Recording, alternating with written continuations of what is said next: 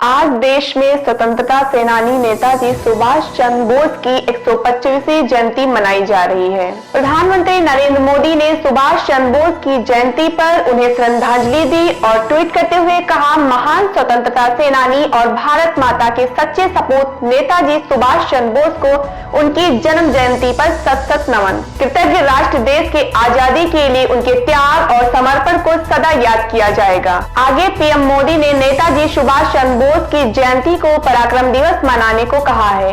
आइए आज हम नेता सुभाष चंद्र बोस के जीवन के बारे में जानते हैं। नमस्कार, मैं हूं मधुमिता और आप इसमें देख रहे हैं खबर खलीफा। देश में जब जलियांवाला बाग हत्याकांड हुआ तो कहा जाता है कि अंग्रेजों ने कुओं में भारतीय किसानों और देश के लिए आवाज उठाने वाले देश के वीर सपूतों की समाधि बना दी। सैकड़ों लोग इस हत्याकांड में मारे गए, जिससे देश में काफी आक्रोश भी हुआ। लेकिन इन सबके बीच एक और घटना घटी थी, वो थी भारत के महान क्रांतिकारी और नेताजी के नाम से मशहूर सुभाष चंद्र बोस को लेकर सुभाष चंद्र बोस ने इस नरसंहार से व्याकुल होकर प्रशासनिक सेवा में इस्तीफा दे दिया। देश की आजादी की लड़ाई में खुलकर सामने आए, जिसके बाद इस देशभक्त ने देश की आजादी के लिए जो जुनून दिखा वो हर देशभक्त अपने अंदर देखना चाहेगा। 23 जनवरी 1897 को उड़ीसा के कटक शहर में जन्मे सुभाष चंद्र बोस बचपन से ही बड़े होनहार थे। पापा एक प्रतिष्ठित वकील थे, इसलिए पढ़ाई लिखाई का माहौल बचपन से ही अच्छा मिला और यही वजह रही कि 10वीं और स्नातक में सुभाष चंद्र बोस ने प्रथम स्थान प्राप्त किया। सुभाष चंद्र बोस बचपन से सेना में जाने के लिए इच्छुक थे, लेकिन आंख में दिक्कत होने के कारण इससे वंचित हो गए, जिसके बाद परिवार के कहने पर वो प्रशासनिक सेवा की तैयारी के लिए इंग्लैंड चले गए।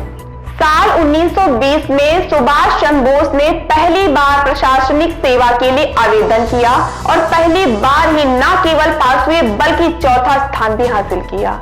लेकिन वो ज्यादा समय तक प्रशासनिक सेवा से जुड़े नहीं रहे और साल 1921 में हुए जलियांवाला बाग हत्याकांड से व्याकुल होकर उन्होंने नौकरी से इस्तीफा दे दिया। देश की आजादी के लिए कई अहम लड़ाइयां लड़ी, जिसमें उन्हें कई बार जेल की यात्राएं भी करनी पड़ी। इस दौरान सुभाष चंद्र बोस को देश छोड़कर भागना भी पड़ा और दुश्मन का दुश्मन अपना दोस्त होता है। इसी विचारधारा के साथ ही वो अफगानिस्तान के रास्ते जर्मनी आ गए और जिसके बाद वो वहां से सिंगापुर पहुंचे, जहां पर उन्होंने आजाद हिंद फौज की स्थापना की, जिसने देश की आजादी में अहम भूमिका निभाई, जिसके लिए सुभाष चंद्र बोस द्वारा एक नारा दिया गया था, तुम मुझे खून दो, मैं तुम्हें आजादी दूंगा।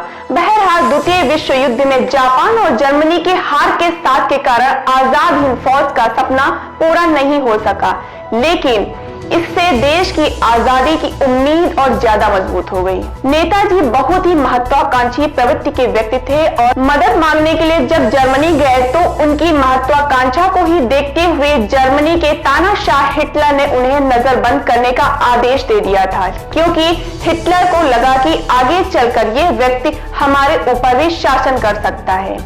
लेकिन कहा जाता है कि नेताजी वेश बदलकर वहां से भाग निकले थे।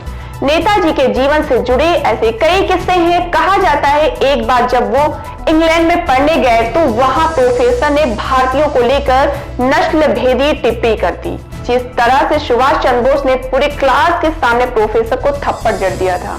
सुभाष चंद्र बोस की मृत्यु को लेकर कोई स्पष्ट तर्क नहीं है और इससे कई जुड़ी कहानियां और गणनाएं की जाती हैं। आज भी किसी को ये नहीं पता आखिर नेताजी की मृत्यु कैसे हुई थी और रहस्य अभी भी बना हुआ है। बहरहाल माना जाता है कि 18 अगस्त 1945 ताइवान से टोक्यो जाने वाले के दौरान एक प्लेन हादसे में उनकी मृत्यु हो गई थी, परंतु बाद में भी कुछ ऐसी खबरें आई जिससे ये साबित नहीं हो पाया उस हादसे में सुभाष चंद्र बोस की मृत्यु हुई थी।